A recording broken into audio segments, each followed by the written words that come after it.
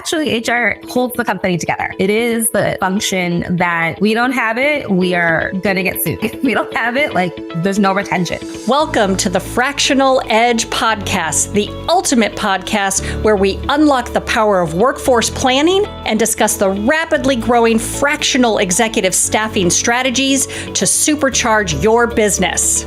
Meet your hosts, Carol Fraser, a workforce planning expert, fractional chief human resources officer, and founder of C4 Talent. And Jason Huett, the sensei of marketing, fractional chief marketing officer, and founder of Fifth Degree Marketing. We'll bring you insights from seasoned pros, inspiring success stories, and actionable strategies to optimize your valued workforce. Don't miss this chance to upgrade your business with top industry leaders in today's competitive landscape. So tune in and learn how to unleash your competitive edge. Welcome today to the Fractional Edge podcast. My name is Carol Fraser. I am a fractional CHRO. With me today is my co-host, Jason Huett. He is our fractional CMO. And today we have Chrisa Boyce. Chrisa, tell us a little bit about what you do, what your fractional expertise is, because I think it's more than one, and a little bit about how you got started. Yes, thank you. I'm so glad to be with you guys today, even though it's freezing outside. I'm glad to be here with you and warm. So I am a fractional COO and CSO. My background actually is quite varied. I started my career off in marketing and branding. So I have a lot of experience in all various levels of leadership. But when I work in a company now, I come in from the lens of how can I be the CEO's right-hand person and really thinking through exactly how to address various pain points inside the organization. That typically means that I take on a operations function that equals both looking at HR, process, and systems, and then also a little bit of their financial infrastructure. So just depending on what people are working on. So it's a little bit more of a holistic approach. I am not a true operations person. So the good thing about that is I will not get stuck in all the details.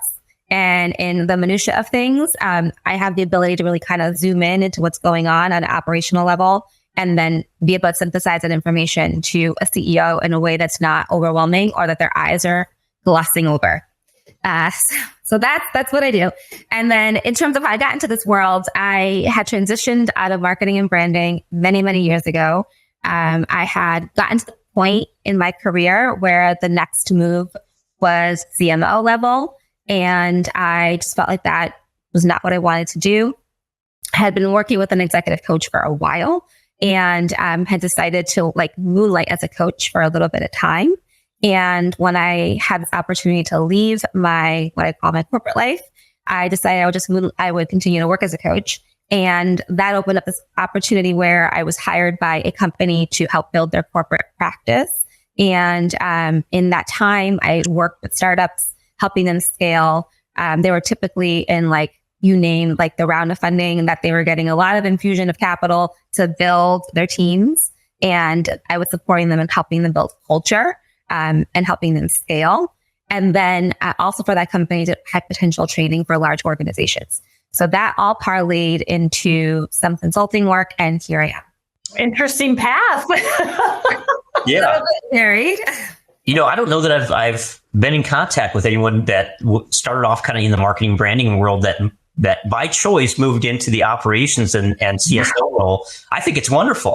You obviously have multiple parts of your mind, opposite parts of the brain at work there. Is most of your work, is that COO, or tell us about the CSO and how that intersects? Yeah, got it.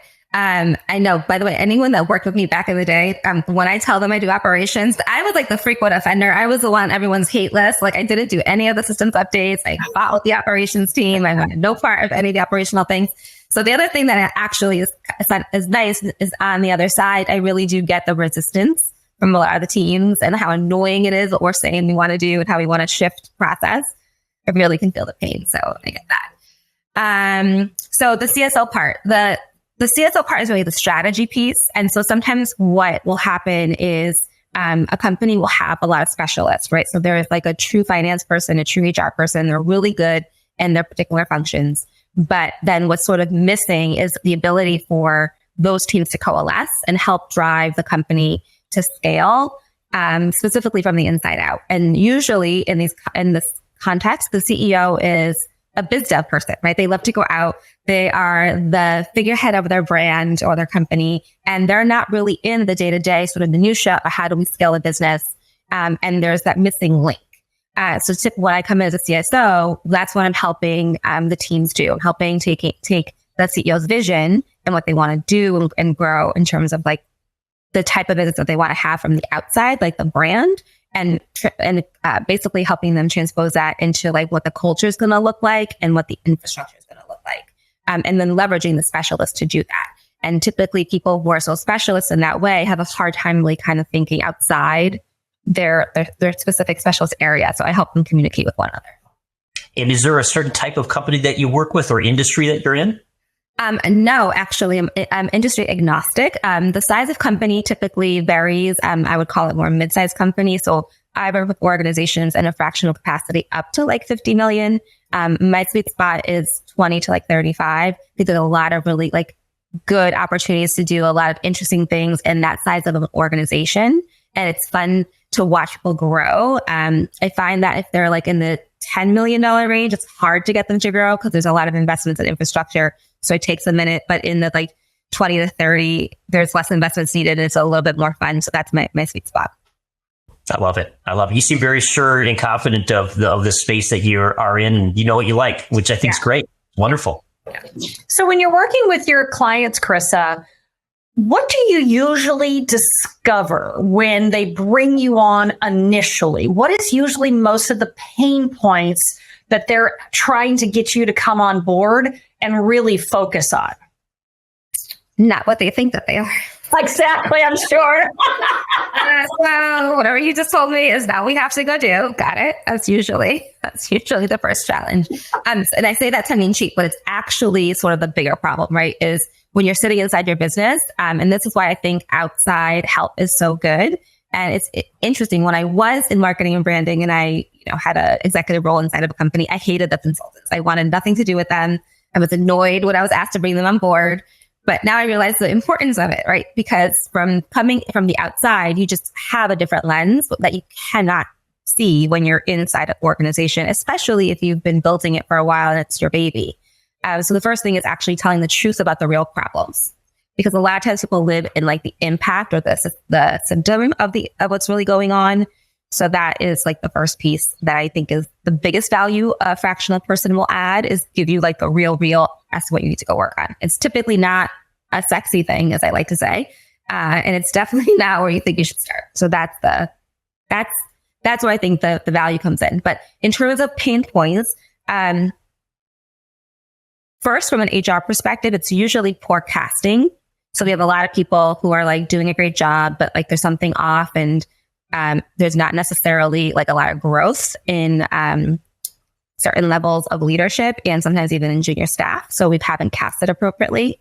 The other thing is organizational structure. Doing an org design takes a lot of time, and it takes a lot of thinking, and it does require some planning. So if we do have to do an org design, and I think, Carol, you may experience this quite often, right? It's like, okay, we have to plan for the org design because we have to develop some people to be in leadership roles, or we have to change some positions first before we can actually do the design that we want. So it's just really thinking through those pieces, and that infrastructure makes a huge difference. Once it's in place, there's more clarity, there's better opportunity for accountability. So that's the other biggest pain point that I see. And then from an operations standpoint, what typically goes missing, especially in the size company I just talked about, the $20 to $30 million range, is the fact that there's a missing strategy. So it's a little bit of whack-a-mole. Like, we're getting things done, we're dealing with what's coming up, but there isn't like a operational strategy that's set up to like scale the business. And it's a little bit of whatever needs to get done will get done. So those are the things that most often come up. I love the term forecasting. Yes. As somebody who's from California, and both Jason and I have had our time with the entertainment industry and the film industry. So I loved that you said the word forecasting. May I steal that? You can steal it. You can take Fantastic. Just like, yes, that's a great way to put it. And then, it's interesting because when you were kind of going through each one of those things, people don't realize that if you're 20 to 35 million, you probably have hundreds, usually about 200 employees. And if you're not considering how they're working together and you're looking, like you said, at the symptom and not necessarily at the root cause, then you're not recognizing that, the best place, sometimes the easiest place to start is the people. Yes. Because they're the ones who are closest to what is happening, first off. But secondly is, this goes to my workforce planning kind of questions, which is everybody misses that section of workforce planning, right? They start with the strategy. And even you said, though, sometimes they don't even have that whack-a-mole, right? So they have this strategy or not. And they're like, and then we want to do all of these things, but they just totally skipped over the who's going to do it. At what levels do we need people to do it? Mm-hmm. It's what you're saying just resonates with me. But Jason, what resonated with you? Sorry. I'm the marketing guy, so I just kind of want to go back to your marketing background. But I'm gonna stay here in the present. So you talked a little bit about culture too, and this is fascinating because as I've gotten to know Carol, I ran small businesses for most of my life, and I realized actually talking through her how little I know about HR. It's like, this is that I'm not quite as good as I thought I was. Yeah. And when you say culture, I'm kind of curious. What typically do you see when you go into a company? For our audience, a lot of entrepreneurs that are listening. Would you say that is culture a main point of focus right now? Do you see this pretty well formed in the organizations that you're working with, or is it non-existent? It's a good question. It actually ties into what Carol was saying a moment ago, and it connects to the executive coaching side of what I do. Because on the executive coaching side, there's a whole, world of like culture development and supporting, leaders and developing the right type of culture for their company and actually doing culture work, like truly high level, like what kind of organization do we want to be? What are our values?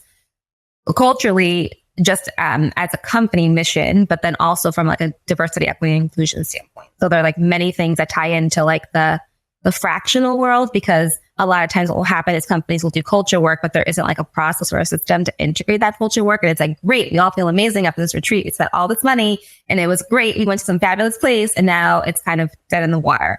So there's an intersection there that's really important to me. And that's actually why I started to do fractional work, because I was noticing in my culture work that I'd leave a client and then they were like, that was a great workshop, but nothing got integrated, or some things got integrated, but then we were missing like the nuts and bolts of actually shifting the organization.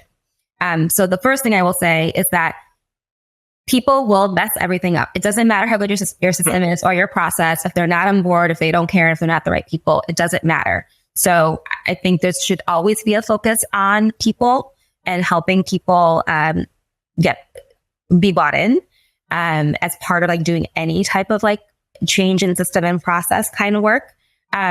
So that's like the most important piece, especially when I'm going into organization. I can't do anything on a process side if the people aren't going to believe it or buy into it. And if I don't understand what their reality is, like sometimes it's not that they're resistant. They just like don't know how, or they're not trained, or there isn't the right structure in place to help them get work done or integrate new systems. So that's that piece of the people side. From a culture standpoint, it really sort of runs the gamut. Some companies are overly focused on culture, and then they sort of turn a blind eye to like process and infrastructure and even accountability, because sometimes we're culture focused. We want everyone to feel like they belong, and we want everybody to be part of the company building, and we want everyone to have a say. But then what happens is the world of like who's accountable, who has authority, and who's responsible gets a little blurred. And in those instances, it's about clarifying those particular roles, depending on like who's at what level and what their post is inside the organization. And then other instances, and companies don't even bother because they don't need to. Specifically in the hybrid world, it's a lot more challenging to create culture and hybrid brand. And so many companies have sort of been like, forget it, we can't really figure this out, so we're not trying to. So it runs the gamut. Okay. I feel like that could be a whole podcast episode, just having you two talk about how the connected world has impacted, the workplace. Yeah. Oh my God. We could probably also tell horror stories of something. It's so true though, Chrisa, because it's They love the energy that we're able to ignite when we come in for that initial offsite training, whatever it is. And it's actually, I don't know about your business, but one of the things that I almost as part of that is make them workshop ways of working, make them actually put down in paper, strategize right there. How are you going to make this work? So give me 5 things you're going to do to make that work. Give me 5 things you're going to do to make that work. And then that way, at least they walk out with a little bit of something. Because you're right. They love the ideas, but it's effort. It's effort that they haven't had to expend before in the hybrid world and remote world, but it is totally doable. Yeah, it's just, you got to invest the time. That's all. Right.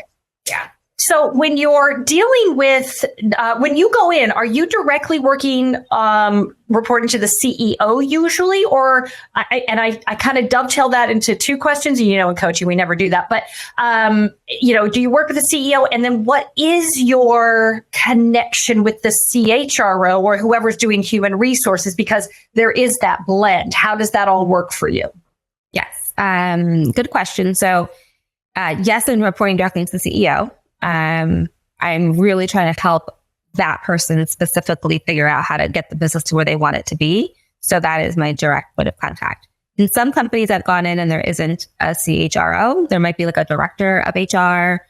So part of what will happen is my job is to develop that person and help them grow, or thinking through like, how do we take this function and help it actually be more meaningful inside the organization? Because it's just functioned as HR, and the funny thing is HR in most companies gets a bad rap. It's like, it's just HR, but actually HR holds the company together, right? It's like, it is the function that if we don't have it, we are going to get sued. Like if we don't have it, like there's no retention. So, there is a part of when I'm coming in and there isn't like a fully developed like head of HR. My job is to help groom the person or find somebody that can really scale that. So we can match the strategy that the CEO is trying to accomplish. And part of my job is to help the CEO articulate what they are trying to accomplish. And, it's not, I always say it's not sexy, but like building the business from the inside out is not fun. It's like way better the other way, but we have to go from the inside out.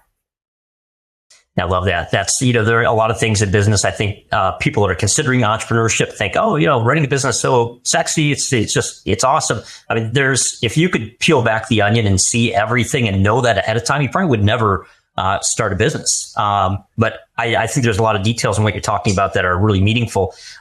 What advice for the entrepreneurs that are listening would you have for working with either a COO or a CSO at the onset? What can they do to prepare to work with someone like yourself? Oh, it's a really good question. I love that question. So I think the first thing is to really be honest about what your own shortcomings are. I think this is really hard for some CEOs and founders, because like if they've started a business on their own specifically, there's a lot of pride in that. And speaking as a high achiever myself, I really do want to be able to do everything.